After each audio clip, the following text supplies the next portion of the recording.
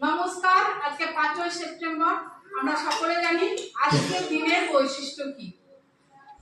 তবু একবার বলি, আজকে বিশিষ্ট শিক্ষাবিদ, রাষ্ট্রনায়ক ডক্টর সর্বপল্লী রাধাকৃষ্ণন জি ওনার জন্মদিনও বটে আজকের দিনে।